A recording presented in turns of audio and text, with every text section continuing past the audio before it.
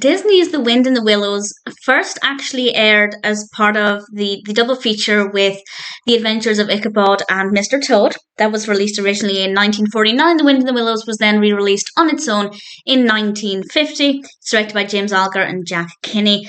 And we have a great voice cast, including Basil Rathbone, Eric Blore, J. Pat O'Malley. Really, really great voice cast. And I had seen this before. I'd seen it as part of The Adventures of Ichabod and Mr. Toad, but I hadn't sat down to watch it on its own. So I thought it was about time that I did that. And I have to say, I don't love the story. I don't know if this is how I felt previously, because I don't remember having a dislike towards Wind in the Willows. And I can't say I didn't like it. That's not quite the case. But I found that the story was maybe not as interesting as I remembered it. I don't know if my opinion has changed or if I'm just not in the right mood for it. I don't know. But certainly I didn't love it as much as I had expected or as much as I thought I had previously.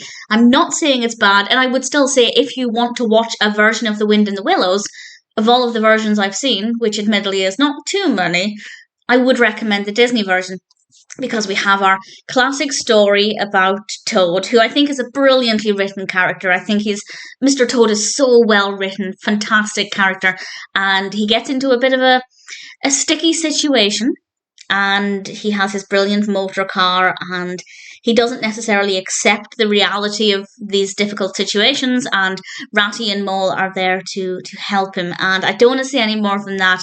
I don't want to give away too much, because the whole thing is about half an hour. I think it took a little bit too long to set up. Obviously, I was aware of the story. I'd seen it before. I'd maybe read it before. I'm not 100% sure. But I knew the story. And I did feel like it was taking maybe 5 minutes longer than I would have liked to get anywhere.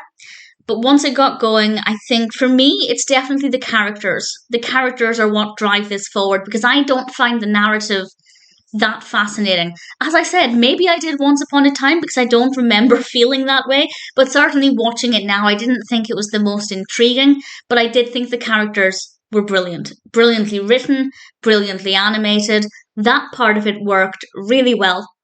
And that's really beneficial, because when I wasn't finding the narrative that engaging, I was enjoying the characters and how they interacted with each other, and definitely Mr. Toad as a character who, as I said, is very well written. He's a brilliant character, and we have some great music in this one, and some really great sound effects, and various other little things here and there. The animation is stunning. The actual animation quality is so beautiful. That's definitely one of the reasons why I would recommend this one over any others that I've seen. But as I've said, I don't think I've seen that many, so I don't have too many to draw upon.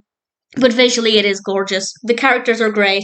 And the whole thing is only about half an hour anyway. So if you have half an hour to spare and you're not familiar with The Wind in the Willows, I'd say the 1949-1950 Disney version is definitely worth checking out. On the one hand, I would recommend checking out The Adventures of Ichabod and Mr. Toad, because both are decent films, but at the same time, the package of the two of them just seems a little bit peculiar. If I remember correctly, they were both released like this because neither was fleshed out enough to sustain a feature-length duration, which is quite interesting, because I feel like, well, there definitely are feature versions of Sleepy Hollow, which is what the Ichabod part is based on, and I'm pretty sure there are feature versions of The Wind in the Willows. I just googled it, and apparently there are a lot more versions of The Wind in the Willows than I'd expected. I might have to check some of those out, but as I said, I do recommend the Disney one. I didn't love the story itself as much as I remember enjoying it, but at the same time, the characters were great, the animation is beautiful, so I'm not complaining really. It was just a different experience to what I'd experienced before, I guess. So I do recommend it. But part of me thinks it's better to watch it on its own than to watch it as part of Ichabod and Mr. Toad. That being said, if you want to put something on that's going to last about an hour and you don't want to move, you can't be bothered to get up until it's finished, then watching them back to back is not a bad thing. But personally, I think they're better in isolation, because they are so different. But that aside, The Wind in the Willows is still great. Maybe not as what I remembered it, but I still recommend it.